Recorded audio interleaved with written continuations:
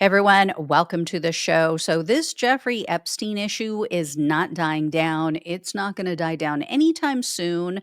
And Democrats would be really wise to exploit the fissures that this is creating within Donald Trump's base. Because over the weekend, a bunch of Trump voters laid into some of his allies.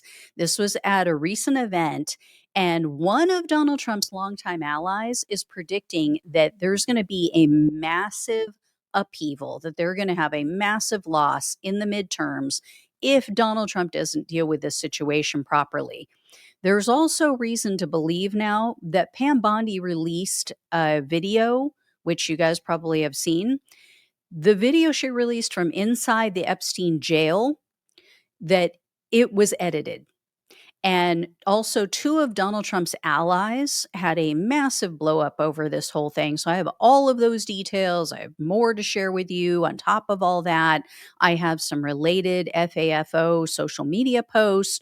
Before I get into all the juicy details, though, please do me a huge favor. Click the subscribe button below this video. It's free, really helps the show. I greatly appreciate it.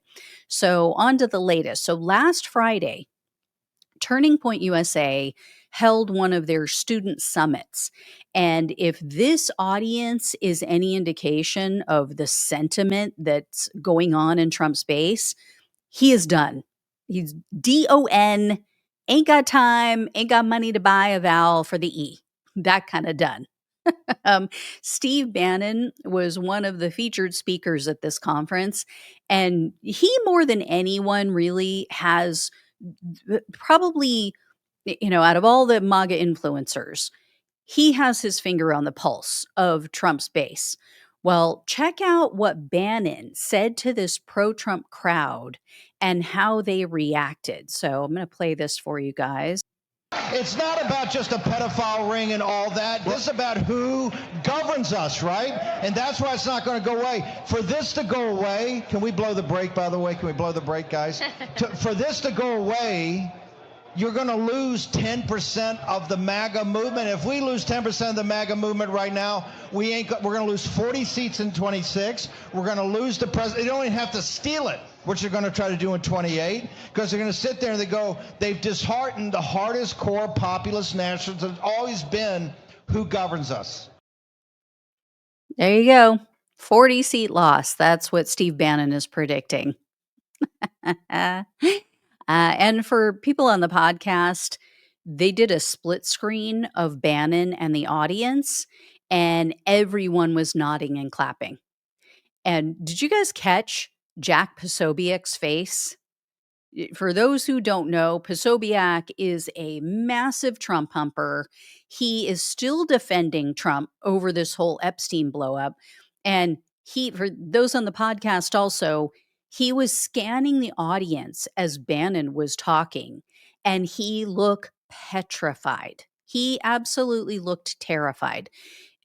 They don't get it.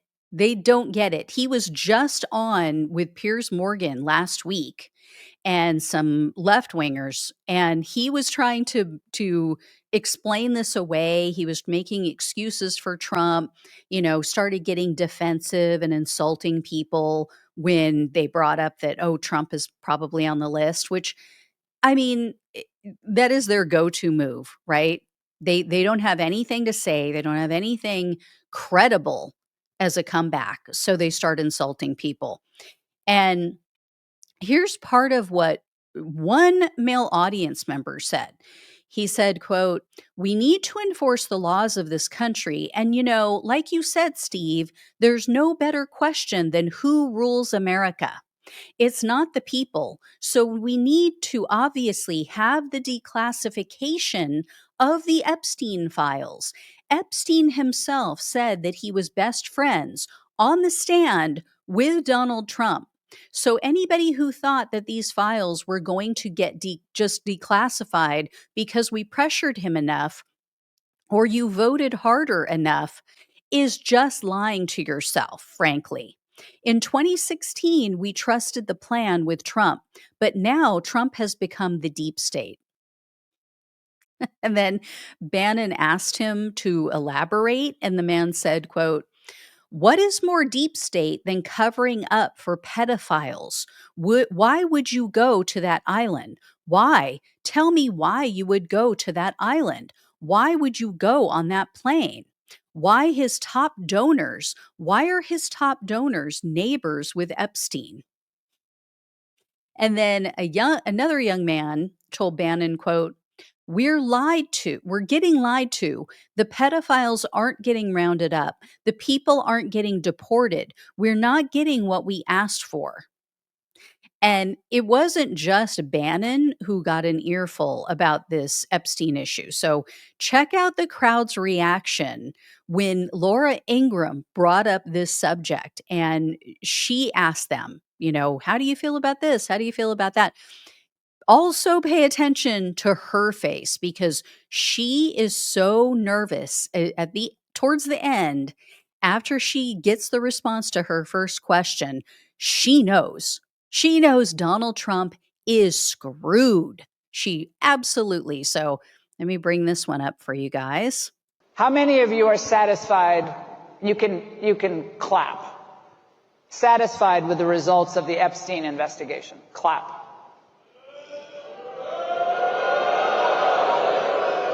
Okay, I told you to clap. You guys aren't listening. I'm not going to grade you on a curve. So I was going to get to that. How many of you are not satisfied with the results of the investigation?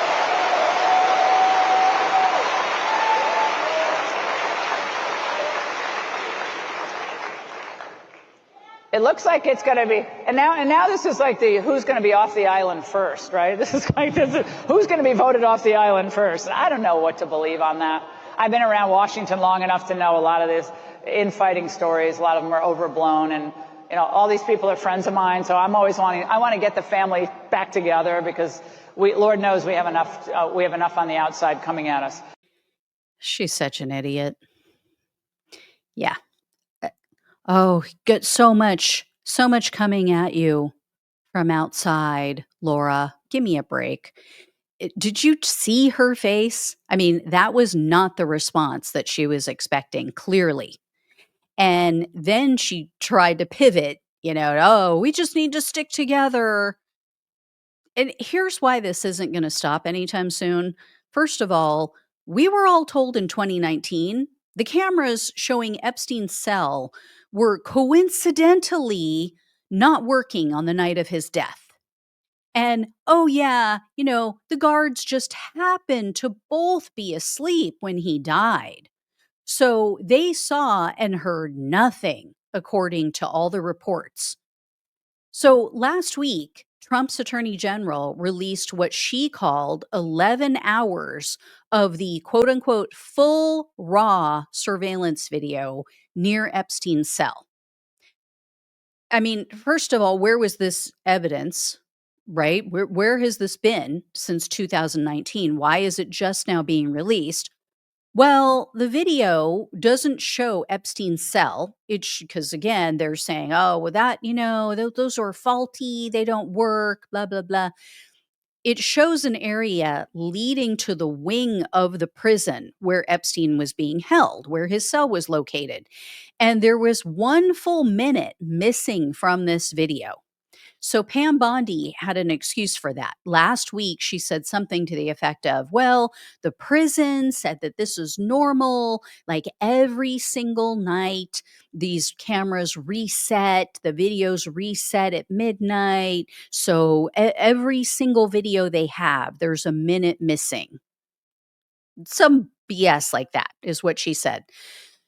That all appears to be a lie, or at least the video appears to be fabricated evidence and edited, because Wired news outlet, and they sent this out to other people, independent video forensics experts analyzed this recording. They analyzed the metadata, and they said that the video was edited. So Wired news outlet said that this was edited. No question about it. They wrote, quote, rather than being a direct export from the person's surveillance system, The footage was modified, likely using the professional editing tool Adobe Premiere Pro. The file appears to have been assembled from at least two source clips, saved multiple times, exported, and then uploaded to the DOJ's website where it was presented as raw footage. And the quote, the metadata indicates the file was saved at least 4 times over a 23-minute span on May 23rd, 2025, by a Windows user account called MJ Cole/1. The embedded data suggests the video is not a continuous, unaltered export from a surveillance system, but a composite assembled from at least two separate MP4 files. The metadata includes references to Premiere Project files and two specific source clips. Now, they cautioned against making too much of this. They said, we need to be careful in what we're saying and not make too much of this. Don't read too much into the findings. They said, this could be as simple as like two videos being stitched together. And just for those who like aren't familiar with this program, this Adobe program, or need a simpler explanation. Basically, what they're saying, like, when you save a document, right? You save a Word doc, it has .doc at the end. Well, these files clearly did not come straight from the prison.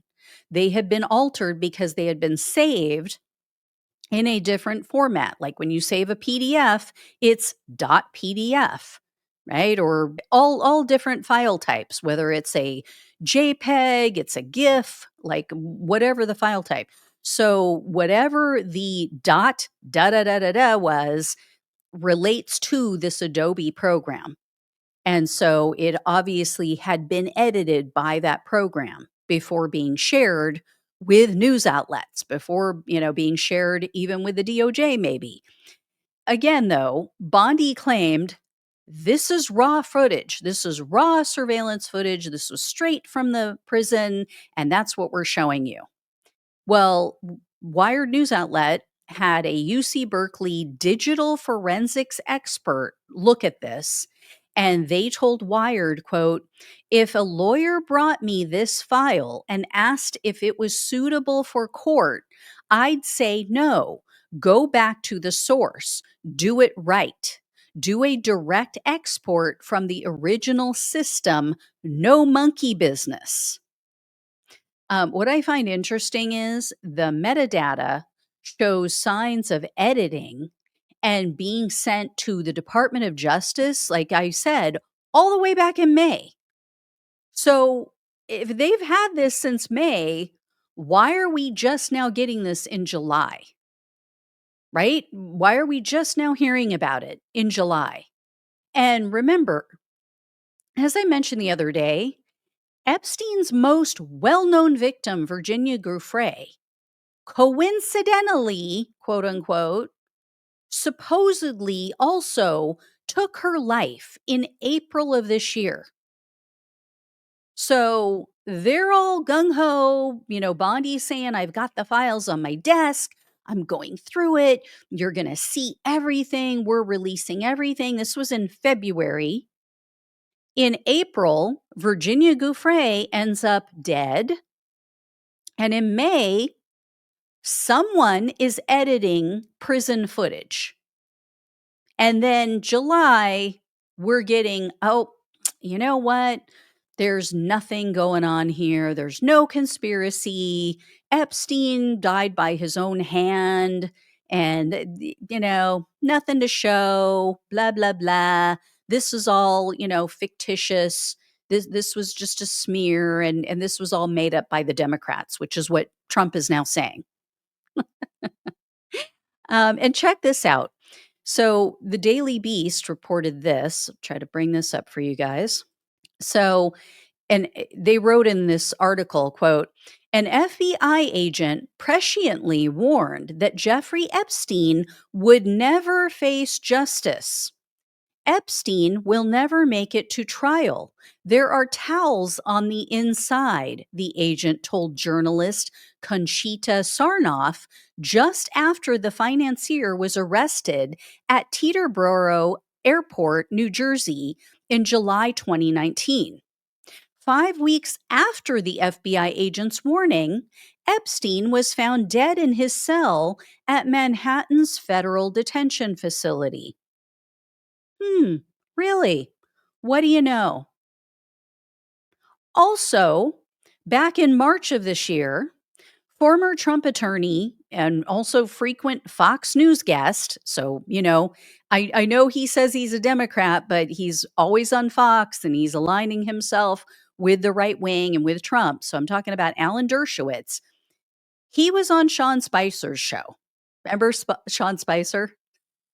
Remember, Mr. President Trump had the biggest, bestest inauguration in history of all inaugurations, period, full stop. That guy. Yeah, he has his own show. So, anyway, Dershowitz goes on his show and they're talking about the whole Epstein case, the client list, blah, so forth, right? So, Dershowitz tells him, quote, I know the names of people whose files are being suppressed in order to protect them, and that's wrong. I know the names of the individuals.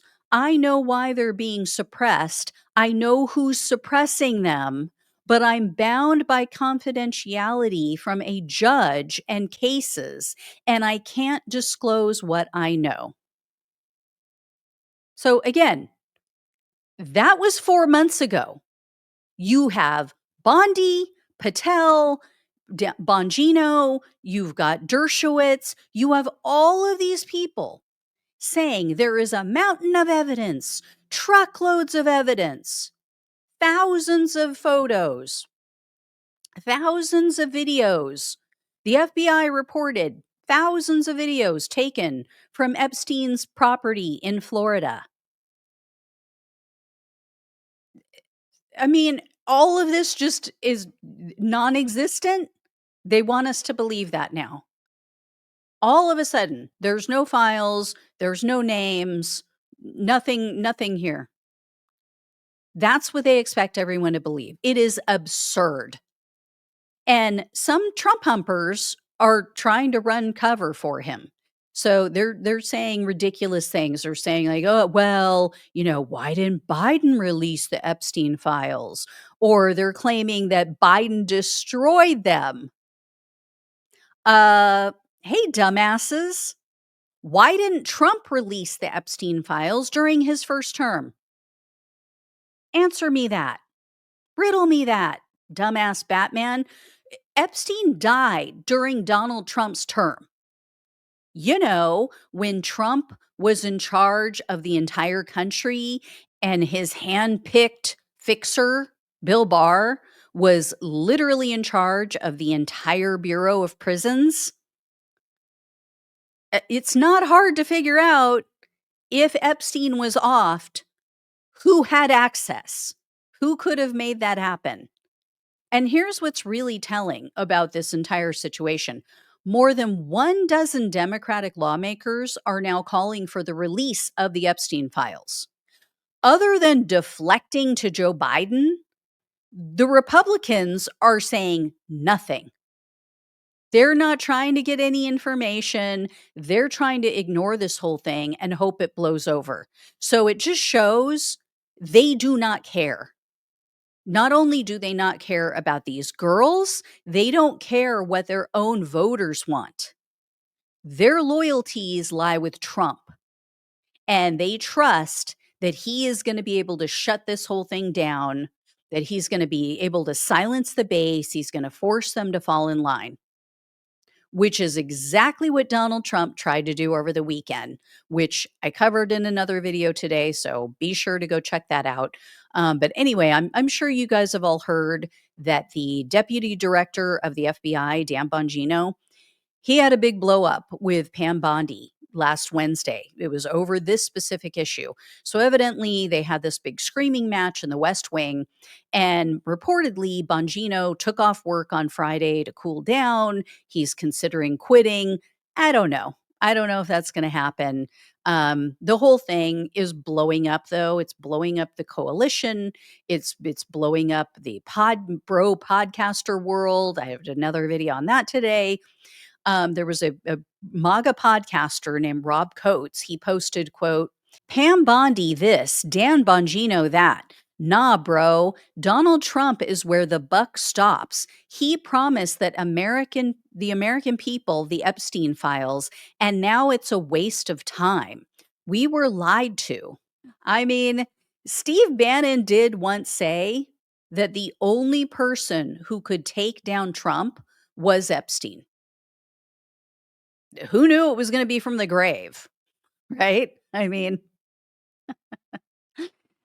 however, whenever it happens, I'm here for it. I am happy. So there you go.